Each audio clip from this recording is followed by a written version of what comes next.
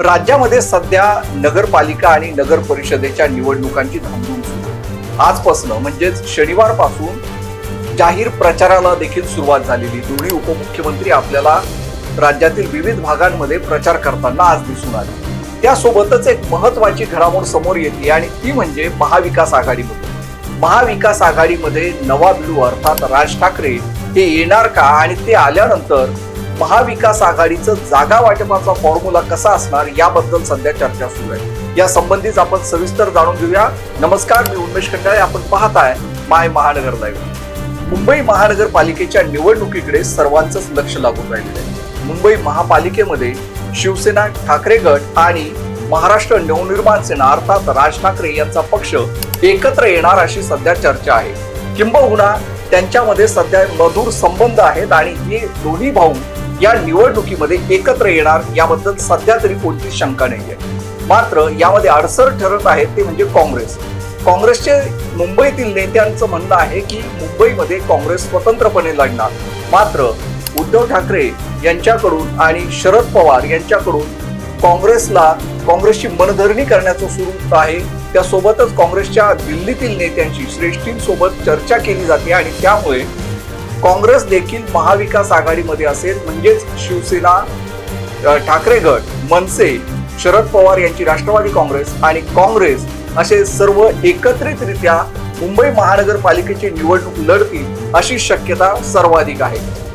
हे महाविकास आघाडी जर एकत्रित लढली तर त्यांच्यामध्ये जागा वाटपाचा कसा फॉर्म्युला असणार याबद्दल सध्या चर्चा सुरू आहे. मुंबई महापालिकेमध्ये 2017 साली निवडणूक झालेली होती. त्यानंतर आता 2025 किंवा जानेवारीच्या 2026 मध्ये निवडणूक होण्याची शक्यता आहे. त्यामुळं 2017 मध्ये काय स्थिती होती हे पाहणं महत्वाचं आहे.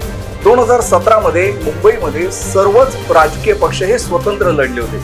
तेव्हा एकत्रित शिवसेना होती, त्यासोबतच भारतीय जनता पक्ष, काँग्रेस, राष्ट्रवादी काँग्रेस ती देखील एकत्रित होती आणि महाराष्ट्र नवनिर्माण सेना हे सर्व पक्ष स्वतंत्रपणे लढलेले होते. त्यावेळी 227 मतदारसंघांपैकी 227 वॉर्डपैकी काँग्रेसने 31 जागा जिंकलेल्या होत्या. म्हणजे त्यांचे 31 वॉर्डमध्ये नगरसेवक विजयी झालेले होते. तर शिवसेनेचे तेव्हाच्या एकत्रित शिवसेनेने 84 जागा जिंकलेल्या होत्या आणि त्यांच्या 2 जागा खालोखाल भारतीय जनता पक्ष अर्थात 82 जागा भाजपने जिंकल्या होत्या. निवडणुकीनंतर भाजप आणि शिवसेनेची युती झाली आणि त्यांची सत्ता स्थापन झाली. मात्र मागील 8 वर्षामध्ये पुलाखालून बरंच पाणी वाहून गेलंय आणि राज्यातलं राजकारण बऱ्याच प्रमाणात पूर्ण प्रमाणात बदललंय असं म्हटलं तर वावगं ठरणार आहे. शिवसेनेचे 2 तुकडे झालेले आहेत, राष्ट्रवादी काँग्रेसचे 2 गट झालेत आणि काँग्रेस, मनसे हे स्वतंत्र पक्ष आहेत. हे सगळे पक्ष मिळून आता एकत्र लढण्याची शक्यता आहे. यामध्ये आता शिवसेना, ठाकरे गट 105 ते 110 जागांवरती लढण्याची शक्यता आहे. कारण गेल्या वेळी त्यांनी 84 जागा जिंकलेल्या होत्या. तर त्या खालोखाल महाराष्ट्र नवनिर्माण सेना 45 ते 50 जागा लढण्याची शक्यता आहे. महाविकास आघाडीचा जागा वाटपाचा फॉर्म्युला हा मुंबईतील 36 विधानसभा मतदारसंघानुसार होणार आहे अशी शक्यता आहे आणि त्यामुळं त्यांचं मुंबईतील बलाबल काय आहे हे पाहणं देखील महत्वाचं आहे. मुंबईतील 36 जागांपैकी 10 विधानसभांवरती शिवसेना, ठाकरे गट विजयी झालेला आहे. तर 3 जागांवरती काँग्रेसचे आमदार आहेत. त्यामुळं आणि उरलेले मनसे आणि राष्ट्रवादी काँग्रेस, शरदचंद्र पवार यांचा एकही आमदार नाही आहे. त्यामुळं सर्वाधिक जागा या काँग्रेस आणि शिवसेनेला जातील अशी शक्यता आहे.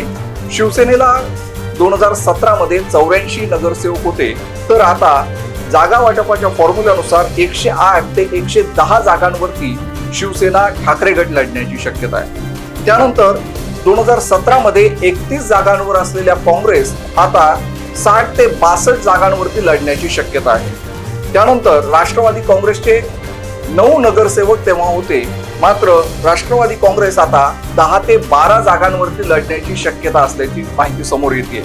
आणि या महाविकास आघाडीमध्ये नव्यानं येत असलेल्या महाराष्ट्र नवनिर्माण सेना अर्थात राज ठाकरे यांचा पक्ष 45 ते 50 जागा लढण्याची शक्यता आहे.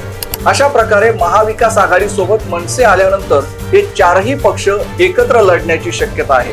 शरद पवार यांच्याकडून या 4ही पक्षांनी एकत्रित लढावं यासाठी प्रयत्न देखील सुरू आहेत. एकत्रित महाविकास आघाडीला आता महायुती कशी टक्कर देणार हे पाहणं महत्त्वाचं ठरणार आहे. अशाच राजकीय बातम्या आणि व्हिडिओसाठी माय महानगर लाईव्हला फॉलो करा. त्यासोबतच माय महानगर लाईव्ह हे आमचं YouTube चॅनल जर अजून सबस्क्राईब केलं नसेल तर सबस्क्राईब नक्कीच करा.